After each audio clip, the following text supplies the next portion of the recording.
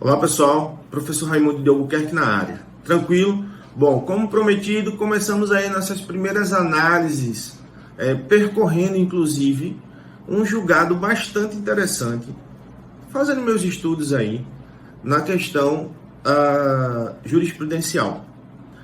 Decisão bastante interessante que foi preferida no âmbito do STJ. Saiu no informativo 0693, de 26 de abril agora de 2021, uma decisão bastante interessante que foi julgada na terceira sessão do STJ, o HC 455097 do Paraná. A relatoria era da ministra Laurita Vaz, né, e foi julgado por unanimidade esse HC. E esse HC discutiu o seguinte: é bastante interessante porque nós vamos perpassar sobre o Código Penal, nós vamos andar no Código de Processo Penal, nós vamos falar um pouquinho de princípio e hermenêutica. Achei interessantíssimo esse julgado. Bom, o que é que trazia nesse julgado? O que é que foi trazido aí? A seguinte informação, a pergunta, vamos fazer uma pergunta. Se a pessoa que está recolhida em sua casa, né? Ele tem que estar recolhido por determinação judicial, no período da noite, nos finais de semana e dias não úteis, utilizando também monitoramento eletrônico. Se esta situação eu posso reconhecer como detração penal. Então, vamos dividir. O que danada é detração penal, professor?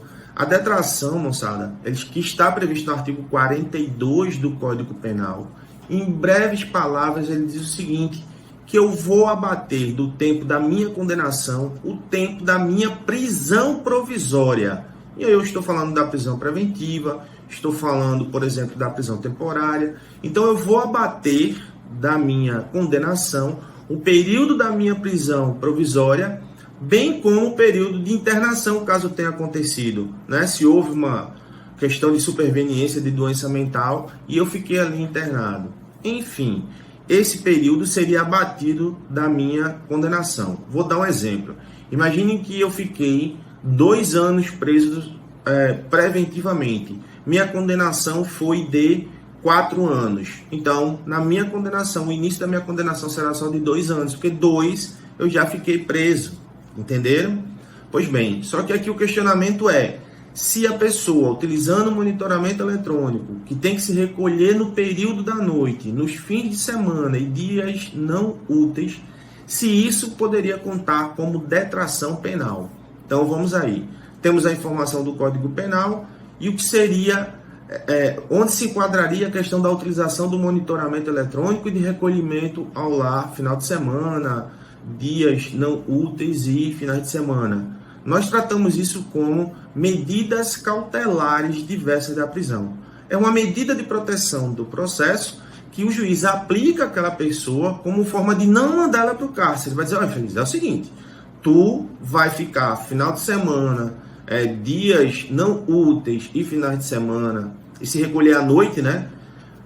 E vai utilizar monitoramento eletrônico para você não ir para o cárcere.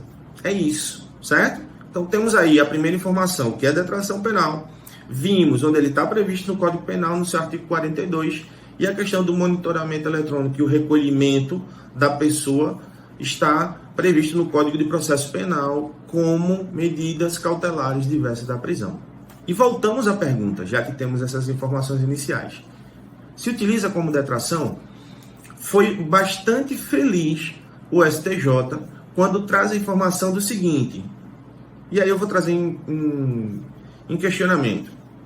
Quando a pessoa ela é condenada e é enquadrada, vamos dizer assim, numa situação de regime semiaberto, o que é que ele tem que fazer? Ele vai trabalhar durante o dia, ele vai se recolher no período noturno, ele vai se recolher no final de semana, ele vai se recolher em dias não úteis. Então a sistemática, segundo a STJ, da condenação no regime semiaberto é a mesma dessa situação em que a pessoa se encontra, monitoramento eletrônico e recolhimento ao lar. Ora, e aí se nós nos utilizamos aí de um raciocínio hermenêutico, a mesma razão da fundamentação de lá deve ser utilizada na fundamentação aqui, na regra jurídica agora. Então, eu posso utilizar a questão do monitoramento eletrônico e recolhimento lá, sim, como detração penal. Perfeito. Por quê? E é o que é trazido no voto, que foi julgado por unanimidade.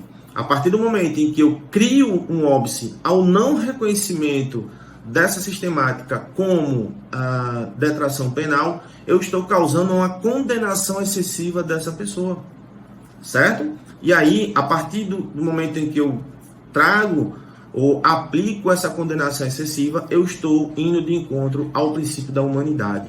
Perfeito, perfeito. Então temos aí um julgado bastante interessante. Pesquisem, leiam, porque é bastante recente agora, de 26 de abril de 2021, né, de relatoria da ministra Laurita Vaz. Resumo, o STJ, sua terceira sessão, reconhece que o monitoramento eletrônico, combinado com o recolhimento dessa pessoa no período noturno, finais de semana e dias não úteis, é sim reconhecido como detração penal. Beleza? Fica a dica. Valeu, moçada. Até a próxima.